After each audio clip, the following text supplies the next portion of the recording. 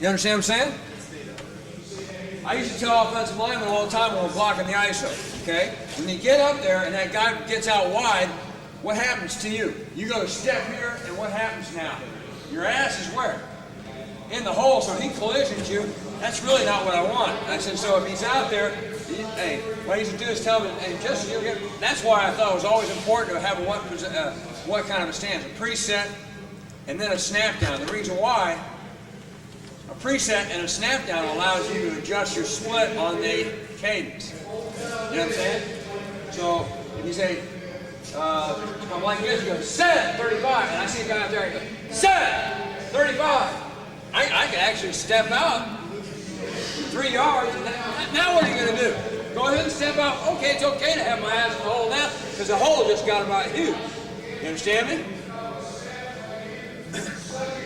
I used to coach that a little bit more. Coach Mason used to say, that looks ridiculous sometimes because of tackle. But you know what? Some tackles can do it, and other tackles are afraid. The ones who are very confident in their game, it's amazing. I used to have a guy line up like that, and they go, sit! A 6 foot split or 7 foot split.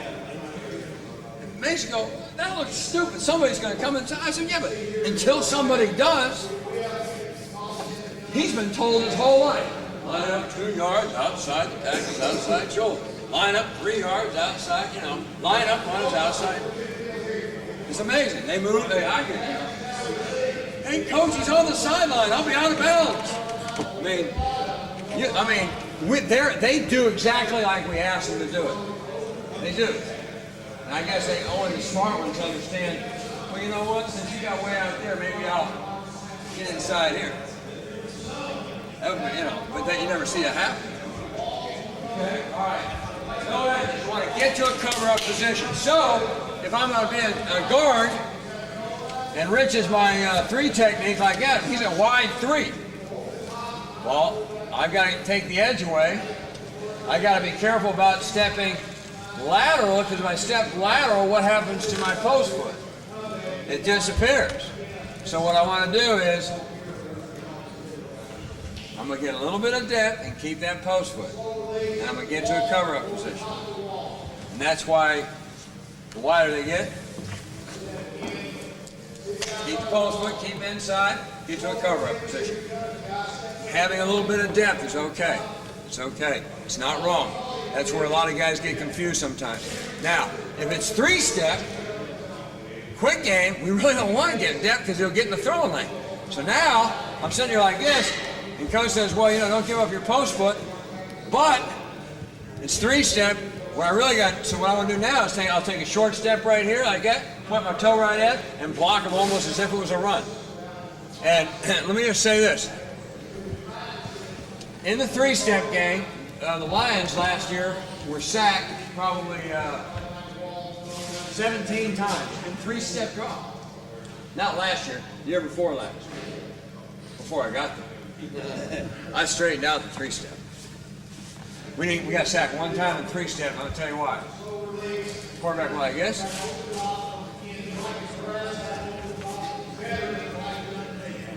And he got sacked. Double pumped it twice to the left, and then turned to his right, and he got sacked. And my guys attacked the guys, and one guy let a guy, get off. And he sacked the quarterback. Okay? Drive block. Drive block. I don't ever see guys get their hands up when you ISO block. You know what I mean? Not that what they do is they try to read the quarterback, but when you engage him, physically engage them, that's the last thing they're thinking about. They're thinking about a guy getting driven, not trying to get their hands up. If you get pressure, here's when a guy gets his hands up. He's running, there's no pressure right there, and he jumps up right here. If you were driving him like this, or putting your hands and giving pressure in his chest, I don't ever see a guy think, oh, I think I'll get my hands up right now. I mean, that'd be like giving in to submission. Because the next thing it would hit would be your back of your head. You're still doing that with a vertical back to the drive block? No. On 3-step, and that's where I say, you have to be a little careful. Yeah, we're gonna punch and keep that back vertical if we're already in a cover-up position. So in other words, this guy's right here, and let's say I'm the left guard, like this, okay? All right. Well, I might just go, boom, and take him right now. Just a little quick step into him, take him right now, and stay on the line of scrimmage, okay? Keep that vertical back.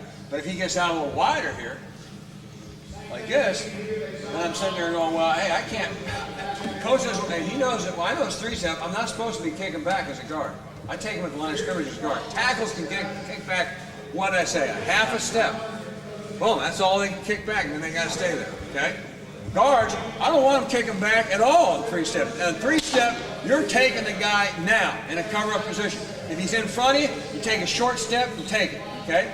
If he's got a little width on you, then you take a short step at him, and you drop, and you go block the guy just like a run, okay? You attack a little bit more like run. Now, that's if it's a man-type protection, because you got to remember, there's also a 3-step, what kind of protection?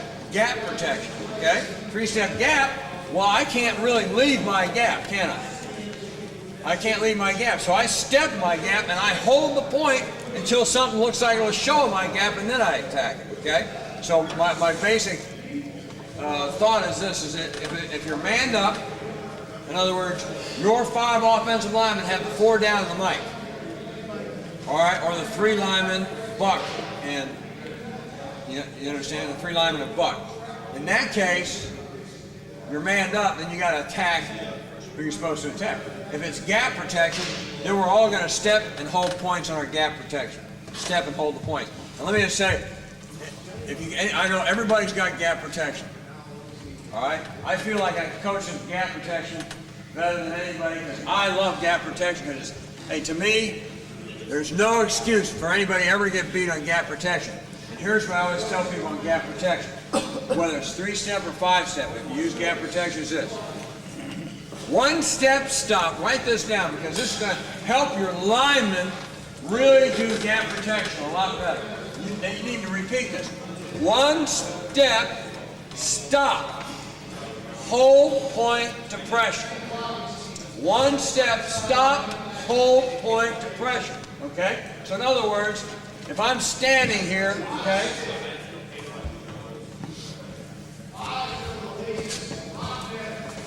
Let's say that guy right there, he's the nose guard, and he's shaded my side, okay? And I'm the left guard, all right? Hey, my gap is the B gap. That's the center's gap right here, okay? Here's the biggest mistake made in gap protection. They step, they see a guy, not coming in their gap, but he's there, he's out there just a little bit, and they drift to him, and this is where the quarterback is, right there, that lane. He's sitting back here. So what we do is we 1-step stop, hold the point right there. I'm going to hold this point, and I'm going to watch for pressure. I will not leave this area until pressure shows. Pressure shows, I'll step off. Because once this center steps and he puts his hands on this guy right here, okay? He's got his hands on him. Once the guard goes, this guy is a beautiful person now. He goes, hey coach, they're doubling me. No way I can get there. You're not doubling them. You're just holding the point looking out here. You're not technically double teaming them. You just hold this point. We're sealing this point. I get my post foot right there. Boom. I'm looking here. All right? 1-step, stop, hold the point to pressure. First. All right? Second, keep your eyes in your gap. Period. If you don't maintain your eyes in your gap, you will break the discipline and the integrity of the protection. You can practice this on air. 1-step stop, eyes in my gap. 1-step stop, eyes in my gap. All right, let's go the other way. Let's go 93 protection. 1-step stop, eyes in my gap. If I've got pressure in my gap, then I'll take it. I don't need to stop. If I don't have pressure in my gap, then 1-step stop, hold the point to pressure. If I've got pressure in my gap, 1-step, take the pressure, and I can take the pressure as long as I have to, okay? And I can drift away, okay? One step stop, hold the point of pressure. Second part of it is keep your eyes in your gap. You have no business, if I'm gap protection this way, like this, turning my eyes back this way. None. Zero. If I see one guy's helmet go like this, I give him a minus. That's another thing a $4 million guy hates. He gets a minus. Well, I did the job. I said, but your eyes are not where I want them. Because I'm going to tell you something. You're going to do this, put your eyes here, and that guy's going to run a stunt or X move in here, and this guy's going to come running in here, and you're never going to even see it. Because that's your gap. That's your gap. You've got this taken care of by the post foot and that hand right there. Just keep it there. It's as strong as you got. Hey, you got a little bend in your knee? I challenge the guy to get through there. 300 pounder, 400. Hey, Siragusa, come on, man. You got it? I mean, hey, it's not an easy thing to do to attack a guy's post foot and get him knocked back. It's very hard. If I weigh 275 pounds, I got a bend in my knee, and I got that post foot right there, hey, it'll be like this, get me back. But if it's like this, here, that thing will explode out of it. Okay? All right. Now, let me tell you something about punching. All right.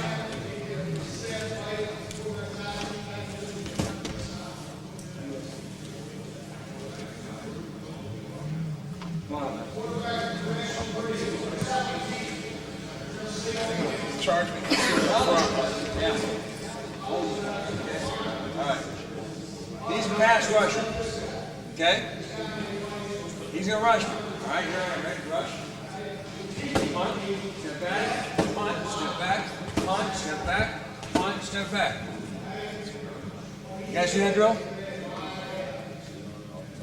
Huh? All right, I've been coaching 27 years. I've yet to see that executed. Not one. Everybody seen a guy punch, step back, punch, step back. I've seen him punch, lock him up. I've seen him punch, fall back and lock up. Hey, there's no double punch. It's either punch and lock or punch, settle and lock. There ain't no, and you know what? If you try to get in all this, hey, I'm a that don't work. It don't work. Doesn't work. Okay? First of all, I don't want to be giving a whole lot of ground anyway. If the guy's over the top of me, I want to punch and lock him. I want to punch and lock him, okay? When I say punch and lock, I want to set, punch, I want to get something going like here. I want to grab a little piece of his cloth, jersey, whatever, and I want to lock him up. I don't want to reload, give him a chance to maybe step and not have a step in there, and me step back again. And I don't want to do that. I want to keep him on the line of scrimmage if I can keep him on the line of scrimmage. Okay? So when you do punch drills, I try to get guys just lined up right here like this, and they snap, boom, and they punch and they fight them right from there. Hey, it's not drift back. Hey, get on them, work them right from there. Okay? Now, where you'll see a good punch and reload is on stunts. That's when when they run a stunt, a little X game. In other words, as I step to Rich here and I see him, he's making kind of a move towards the gap. He's not really rushing. They tell stunts. I mean, I used to try to tell it. You know when a guy's running a stunt. How many times you ever see the guy run this way? Just run through this gap, out that direction. He's trying to pick the tackle and get you to stretch out. I said, you know it's coming, so as you step, you see his the minute you see his shoulders turn slightly right here, as you step, you punch the shit up. Just punch the crap out of it right here. You know what you'll do? Hey, if I'm stepping this way and he's going out when I punch him, I'll redirect him all the way outside the tackle. Punch and reload for the guy coming around, okay? Reload, okay? What about your intersect? Huh? What about the intersect? A wide tackle, you got a rush in the end. Right. 5-7 or 9 technique, quick tackle.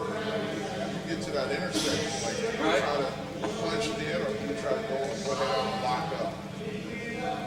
I go based on what he goes.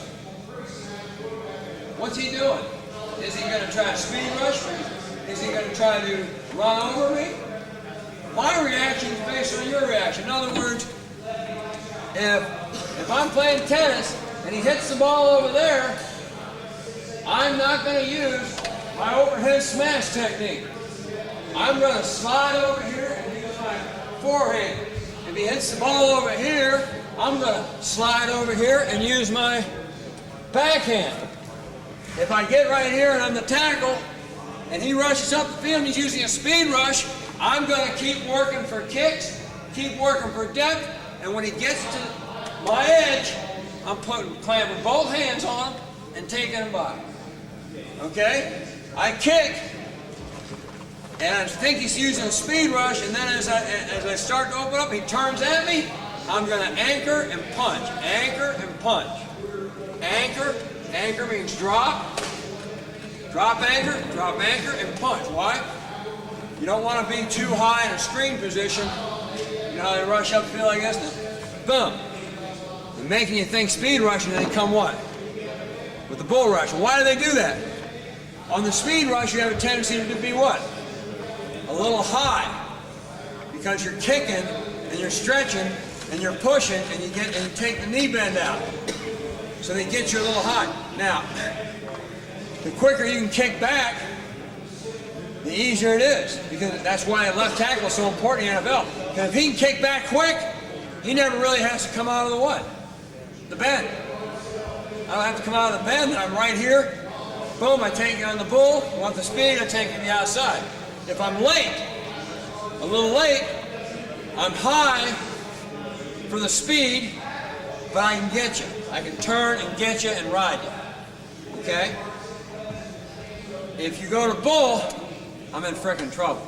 Because you're going to hit me, and, you know, if I'm massive like Aaron Gibson, you enter a different time zone. You end up hitting his target, and then you melt somewhere into this giant body. I mean, he's the most massive human being I've ever seen. Most amazing thing about this guy. He's 380 pounds. He can do a Chinese split. Take his hands, lay over, put his chest on the ground, his hands just like that. 380 pounds. He can lie on his back and do a kip up. 380 pounds. Somebody says, you think that guy's a good player? Yeah. But I'm going to tell you something. He'd be even better at 360. And he looks at you like, hey, I say, hey, you should be at 360. And he goes, hey, well, I played at 420 in Wisconsin. I'm going, nobody said that was illegal. I'm sure you're coach, and I can't believe he's playing at 420. Did he ever talk to you about weight? Every day. I said, well, hey. Then he got hurt. Now he thinks he fell on his shoulder. I think I mentioned this the other day. He's coming off the ball, and he, was standing this arm across like this, and ended up falling down and landing on his elbow, and comes off the field. I checked him out. Not going to play the rest of the year. I'm going, oh my God, I'm devastated. I had 5 offensive linemen in this 34 game, so I'm having a different lineup every game. And I'm thinking, I'm over there going, okay, now look, hey, don't get hurt, because you know who goes in next? Me. Don't get hurt. I mean, it's panic time, okay? Well, hey, when you go through that, and now all of a sudden Aaron Gibson says, I'll tell you what, Coach, I need to be at 360. I said, boy, we got his attention now. If he gets himself down at 360, he could be one of the best players of all time. Because he's got great feet, great body and balance control for a big guy. And when he kicks back and he gets to that intersect point, it's discouraging. I told the guy, hey, we were just kidding around. You know how a guy rushes and rushes and rushes? In your pass rush drills, you got to rush 3 times in a row. And I was over there, I was playing like a quarterback. I was going, all right, he drops back, he said, he throws a touchdown pass. You know, I'm doing this, I guess. Because I said, we're having a little competition. I go, oh, he throws a touchdown pass. Oh, the guy who caught it throws it back to me, and I'm going to throw it again. Oh, hey. Excuse me, can I get a pizza? 30 minutes, no problem. I got Aaron Gibson over here. I would have fun with the defensive line, just kidding around. They get pissed, and it would get really kind of, And the D-line coach Brian Baker would go, damn, this is getting fun out here. Well, we were making it fun, but Tracy Scroggins, our defensive end, came over to me and said, Coach, have you ever looked at it from that side? He said it's like running at the back of a Target store. You're not sure where it ends. When you look at it, it's like it just keeps on going. It doesn't look like it ever ends. He says, when they're a little thinner or something, it looks a little different. I said, So anyway, those big guys, if they got good feet, that's the best kind of guy you can get. Because they not only can get back to the intersect point, but just the mere presence of them being there like that, is very disruptive to the guy who wants to rush, because he doesn't really see an edge, so he's forced to go through you. And if you weigh 380 or 360, that's not real exciting, Labeled up. What I wanted them was to get, you can get a point for a free man hit. So you settle like this, you're a guard, there's nobody coming. The tackle looks like he might need a little help. You go over there and punch, get after the guy, or the center looks like he needs a little help. You just turn and boom. You get in there, or the center doesn't need any help at all. He's got the guy stopped, but you want to go over there and give him a good little rib shot. Hey, that's how the game's played. In other words, we want to make it as tough on you as possible, and when it can't get any tougher, we're going to make it a little tougher. In other words, hey, this guy's beat me. Now this guy's beat me. Hey, I didn't even get off this guy. Why are you coming over here? Hey, I want them to think that, hey, we're looking for you. We're looking for you. Hey, if we got a free guy, if you don't want us looking for you, you got to bring 5 guys. You got to bring 5. You don't want us looking for you. You bring 3, there's going to be 2 guys who are hunting. Okay? If you bring 4, there's going to be 1 guy hunting. Okay? So that's kind of the attitude we want to have. All right? Obviously, the finish. Too many times in pass protection, the thing that sacks a quarterback is the willingness or the effort of the defender to finish.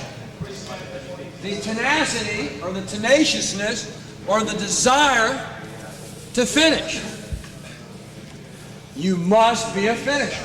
By being a finisher means, hey, I got this guy, I'm not going to let up, I'm going to push him as hard as I can till the whistle blows. I'm going to ride him as hard as I can till the whistle blows. I'm going to punch. I've seen guys do this a couple times, and it's embarrassing. It's absolutely embarrassing. Guy come in here, boom, punch the guy, and then, hey, he's punched him twice. And he thinks, now what? The ball, you've heard it. I thought the ball was, I thought they threw the ball because he threw it last time we ran the play. He threw it 1, 2, 3, it was gone. Well, I said, you know what? Hey, you block and you block and you block and you block and you block until some official says, hey, I told you you got to stop on the whistle. You understand me? Yes, sir. That's how you got to block. You got to block. In other words, okay. We're boxers. We're fighting. Okay. Ding! Sorry, didn't mean to do that. You understand? Huh? It's not the first time you're in it. Oh, at least I didn't hit you with a pot and pan like White, exactly. All right. But you understand? I mean, there's a psychology in the game. I mean, you're not supposed to, stop. Oh, looks like the ball's getting thrown here.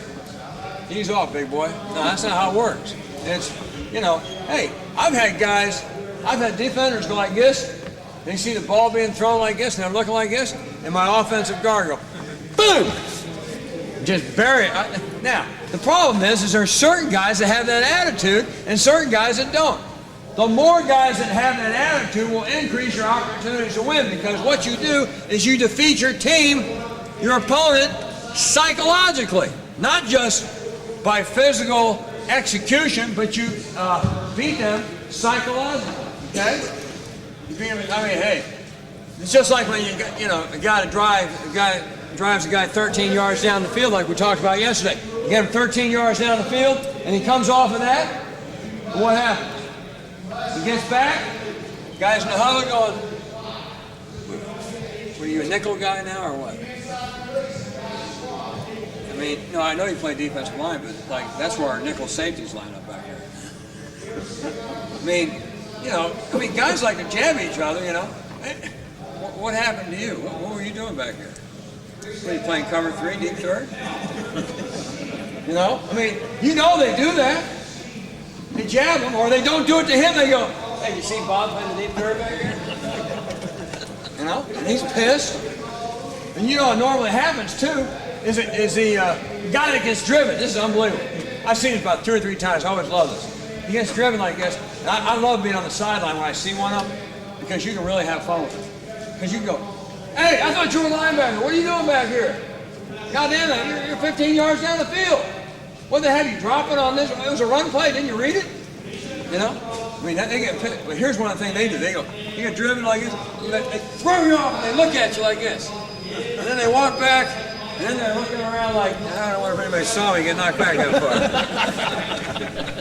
But they act like they're real tough. They finally, the whistle blows, and they go, and they get rid of you like this. And then they look at you like, "There, I showed you." And then all of a sudden they realize, "Man, I'm a long way from that line of scrimmage." Then they start looking around like, "Hey, did they see me?" So my point is that there's a psychological part of the game. Find work. Find work. Beat your opponent up mentally. Okay? All right. Just a little phrase I have. I tell guys all the time. You got to win the first 1.5 seconds of the rush. Win the first 1.5 seconds of the rush, and you what? What happens? You win the rush. Now, what does that basically mean? What's that basically mean?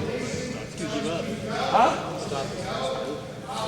That means if you take a good set, get your hands up quick, and get into a contact position, cover up position in the first 1.5 seconds, he cannot get to the quarterback. He won't get to the quarterback in time to sack.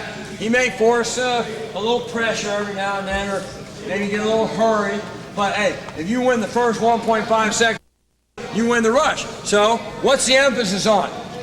Proper set, proper set, proper set, proper set, proper set. If you take a proper set, you can win the first 1.5 seconds of the rush. If you don't take a proper set, you can lose the first 1.5 seconds of the rush. So a proper set is highly critical. In other words, you want to finish, you got to get started. You want to finish, you got to get started. Because if you don't get started, you can't finish. You can't finish. Okay? All right. Set and body posture are critical. They're absolutely critical. Got to talk to your offensive lineman all the time about that. All right, okay. All right, let's talk about the concepts of 3-step drop, okay, which we started talking about a little bit. All right, you want an aggressive short set, an aggressive short set. Now look, guys, there's all kinds of protections. Like I said, there's gap protection. There's a 6-man protection with the tight end. There's a 6-man protection with the back. There's a 7-man protection with the tight end in the back or 2 backs. There's an 8-man protection with the tight end and 2 backs. Okay? So there's an 8-man protection with 2 tight ends and 1 back.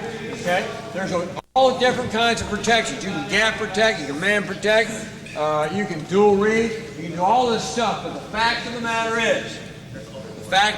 is, when you do quick game, the most important part of quick game is it's an aggressive, on the line of scrimmage, anchor up immediately, short set, and attack him, okay? And attack him means get physical with the guy, because even if you lose the guy by being physical. Now, I'm going to tell you something that's very common in the NFL. 5-step drops, okay? Guy's short set. You said jump, somebody said jump over here. Do you jump, guys? Yeah. here's what happens. If you got a non-athletic tackle, okay, I'm not a very good athlete, okay? And you're Tracy Armstrong with the Dolphins. You got 16 sacks and looking for number 17 on this rush right here, okay? All right, I line up right here just like this. I'm going, whoa. He's already got 2 sacks for today, and it's only the 3rd play of the game.